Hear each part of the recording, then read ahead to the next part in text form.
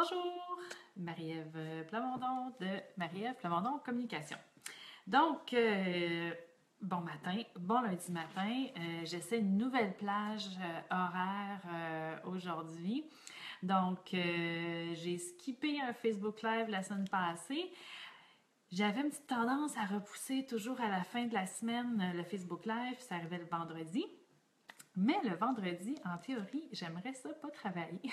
Donc, garder mes enfants à la maison quand il est pédagogique et tout et tout. Donc, nouvelle plage horaire lundi matin et on va voir ce que ça donne. Donc, ce matin, je vais vous parler de la recette de base. Allô Karine, recette de base pour gérer les médias sociaux. En fait, j'en avais déjà parlé dans mon dernier Facebook Live. Là, c'est comme une partie 2. J'aurais donc peut-être dû l'inclure dans le titre. Et en attendant qu'il y ait plus de personnes qui se joignent à nous, je voudrais juste vous mentionner que quelqu'un me dit que j'avais souvent des chandails rayés, mais c'est pas le même. En fait, je possède à peu près une douzaine, je pense, de chandails, robes rayés en tout genre. Et pourquoi je fais ça? Mais en fait, moi, j'essaie de simplifier les trucs dans la vie en général. Là, je travaille à la maison, j'ai 3 enfants, donc j'ai vraiment beaucoup de trucs à gérer. Donc, j'essaie de simplifier et j'avais vu une femme qui s'appelle Mathilda Kahl. Il y a un an à peu près, j'avais vu cette personne-là, elle s'habille pareil, exactement pareil, à tous les jours. Puis c'est vraiment une femme d'affaires, dirige une agence artistique à New York. Donc, moi, c'est un peu mon uniforme de travail, les chandails rayés. Je me casse pas la tête, je sais que j'aime ça, ça me fait bien, j'en ai 12, donc souvent j'ai un chandail rayé. Alors bonjour Adrien, donc bon matin et là on va commencer tout de suite dans le vif du sujet. Donc juste pour ceux qui n'ont pas écouté la semaine passée, je vais parler de gérer les médias sociaux, mais je pense que la première étape avant de penser à faire la page Facebook et tout ça, c'est vraiment de commencer par son branding, son positionnement. Donc, revenir aux questions à qui je parle, c'est quoi mon message, qui je veux aider. Ça, c'est vraiment des questions à se poser. Puis, je vous invite à aller revoir mon live que j'ai fait il y a peut-être une dizaine de jours à ce sujet-là.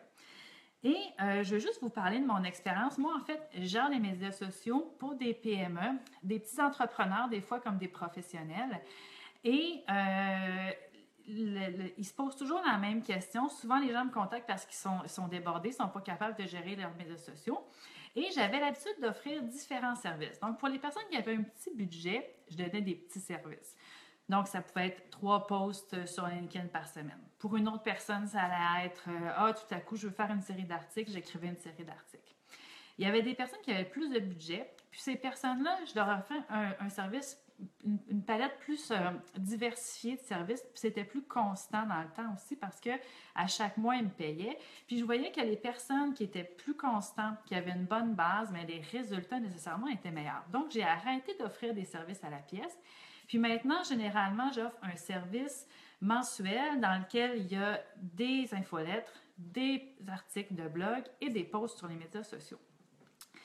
Bon, pour les personnes qui gèrent eux-mêmes leurs médias sociaux puis qui n'ont pas le budget de le faire, c'est ces personnes-là que je vais m'adresser ce matin.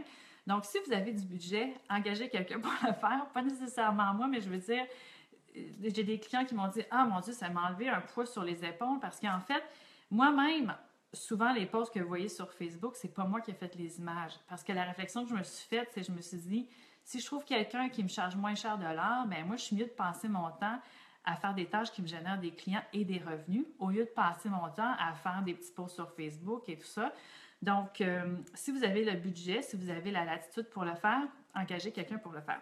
Sinon, alors, je regarde juste mes notes 2 secondes. Alors, comme je disais, première étape, assurez-vous que votre branding, votre positionnement, qu'est-ce que je fais, pour qui je le fais, bien, ça, c'est important de le définir avant de penser à gérer ses médias sociaux. Ensuite, pour moi, le but ultime dans les là, j'ai parlé de médias sociaux parce que souvent, c'est de ça que les gens veulent entendre parler. Mais là, ça s'adresse vraiment à tout votre contenu qui est diffusé sur le web et même vos infolettres. Il y a 2 buts vraiment qui sont à considérer quand vous faites ça. Premièrement, c'est que vous devez avoir comme objectif de créer une relation durable et loyale avec vos lecteurs, vos clients, parce que c'est comme ça que ces clients-là vont faire votre deuxième objectif, vendre des produits à ces personnes-là. Bon, là, je dis vendre, mais ça peut être aider aussi si vous êtes plus dans des OSBL. Puis, généralement, moi, quand les gens avec qui je fais affaire, quand ils vendent quelque chose, bien, ils aident leurs clients en même temps. Là, on vend un service, on vend une solution à un problème. Donc, je veux développer une relation durable et je veux vendre quelque chose à ces personnes-là. Donc, c'est ces deux objectifs-là qu'on a en tête, peu importe la stratégie web qu'on veut développer. Maintenant, vous êtes dans la situation suivante. Vous n'avez pas beaucoup de ressources, vous n'avez pas beaucoup de temps, vous faites d'autres choses, vous faites du démarchage. Puis là, vous voyez, vraiment là, on est inondé sur le web. Puis moi, je suis la première à lire ces articles-là, les articles de statistiques qu'il faut faire absolument 2, 3, 4 posts par semaine. Il faut que les articles aient 1500 mots. Il faut être sur Facebook, Twitter, Instagram. Puis qu'est-ce que ça fait? Oui, ces statistiques-là sont valables, mais qu'est-ce que ça fait quand on reçoit cette information puis qu'on est tout seul comme travailleur autonome ou comme micro-entrepreneur à gérer ces communications? C'est qu'on a vraiment un sentiment d'être dépassé. Et puis, ce que ça va faire, c'est souvent on gèle. On va se bloquer parce qu'il y en a tellement à faire, on ne sait pas par quel bout le prendre, puis on arrête. Puis ça, c'est la pire affaire parce que si vous ne faites rien, il va se passer rien. Donc, vraiment, il ne faut pas se laisser bloquer puis impressionner par tout ce qu'il faut faire. Là. La recette secrète, là, c'est de développer sa propre recette. Puis, il y a personne, les statistiques qu'on voit sur le web, qu'est-ce qui est le plus populaire, qu'il faut faire du YouTube, et ça, c'est des statistiques vraiment globales. Ça ne veut pas dire que ça va s'appliquer à vos lecteurs, à vous. Donc, c'est vraiment important de faire votre propre démarche. Par où on commence? Première question à vous poser, quel type de communication que je peux maintenir de façon durable? Et là, quand je parle de façon durable, ça veut dire qu'est-ce qui est réaliste pour moi de faire? Et la chose à prendre en considération, c'est qu'est-ce que j'aime le plus faire ou qu'est-ce qui est le moins pire dans toute la panoplie de médias sociaux que je peux faire. Moi, je vous dirais, brainstormez, là, faites la liste de tout ce que vous pourriez faire à chaque semaine. Qu'est-ce que vous pourriez faire? Une vidéo. Moi, je fais des Facebook Live, mais ça pourrait être écrire un article. Ça pourrait être écrire un article de 300 mots. Pas seulement écrire un article de 1500 mots. Ça pourrait être de poster une photo par semaine sur Facebook. Ça pourrait... Donc, faites la liste vraiment de tout ce que vous pensez que vous pouvez faire. Puis là, vous allez choisir là-dedans des choses qui sont réalistes de maintenir de façon constante dans le temps. Puis vous êtes mieux de partir petit, de faire un petit post par semaine, puis de partir en crescendo, là, plutôt que le contraire, que vous commencez, boum, vous faites des gros méga articles, puis à un moment donné, vous vous essoufflez, puis vous, oui, gardez ça réaliste. Là, Karine qui me fait un commentaire parce que Karine est spécialiste pour les objectifs SMART, donc des objectifs réalistes vraiment. Donc, si vous partez super fort, puis après ça, vous descendez, là, puis vous mettez parce que vous vous êtes dit, je veux faire des trucs à toutes les semaines, puis vous vous mettez à publier des trucs qui ne sont pas de qualité, bien, ça va vraiment faire l'effet contraire. Donc, vous êtes mieux de partir petit, puis d'y aller en montant que de faire le contraire. Donc, choisir quelque chose qui est le moins pire pour moi. Qu'est-ce que vous détestez le moins?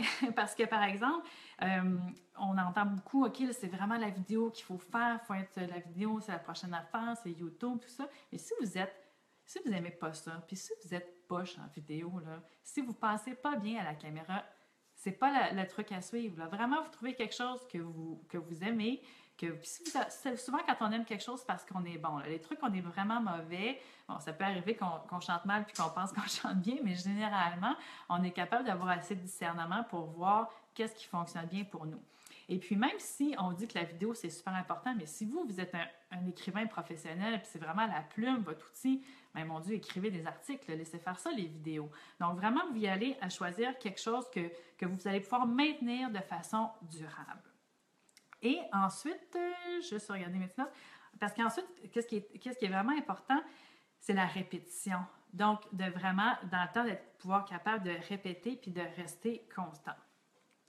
Et ensuite, c'est ça. Donc, premièrement, qu'est-ce que je peux faire? Est-ce que je peux faire sur une base constante? Est-ce que je vais être capable de répéter semaine après semaine? Puis ça, sur le web, c'est vraiment un effet boule de neige. Quand vous êtes constant, que vous ajoutez des articles, que vous êtes présent, mais vous devenez connu, dès que vous arrêtez, ça retombe. Donc, c'est vraiment de trouver quelque chose que je suis capable de faire de façon réaliste et puis que je vais être capable de faire ça, de durer dans le temps. La troisième question à vous poser, est-ce que je peux mesurer des résultats?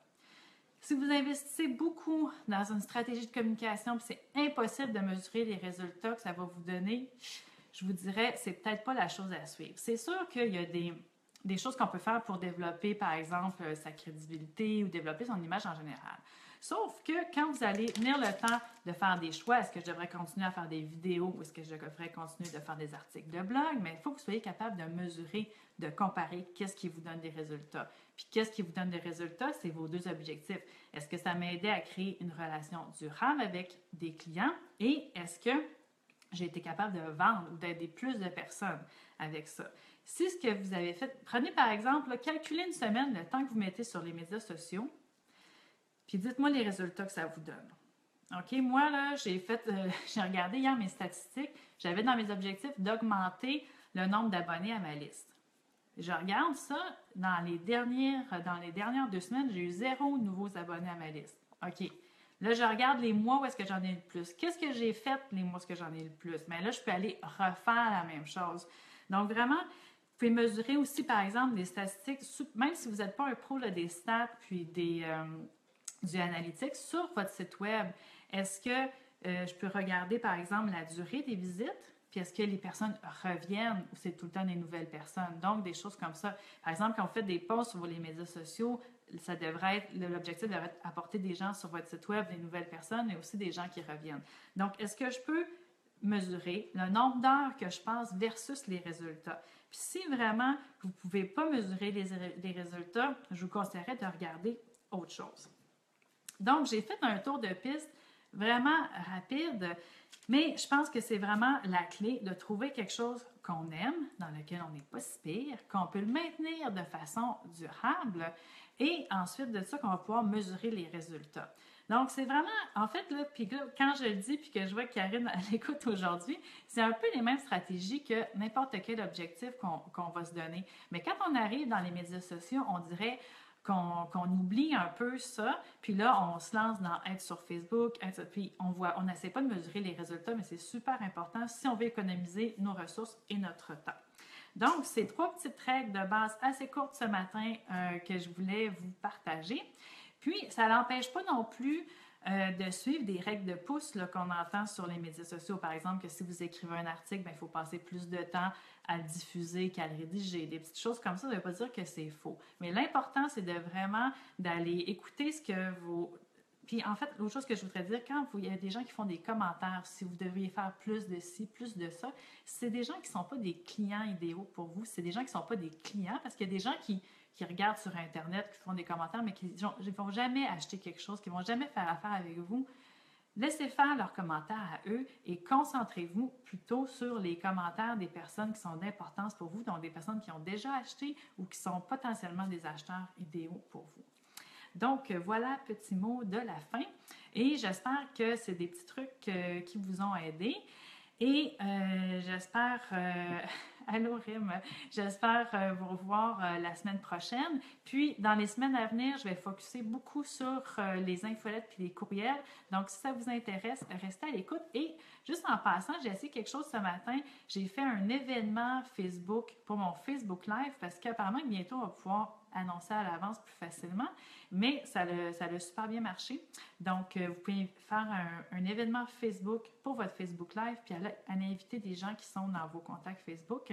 Puis, ce matin, ça semble avoir bien fonctionné. Aussi, si vous avez des commentaires sur la plage horaire, là, j'essaie de varier pour essayer de trouver le fit parfait entre moi-même et les gens qui m'écoutent, mais si vous avez des suggestions, elles sont les bienvenues. Alors, bonne semaine, puis on se reparle bientôt, j'espère. Bye!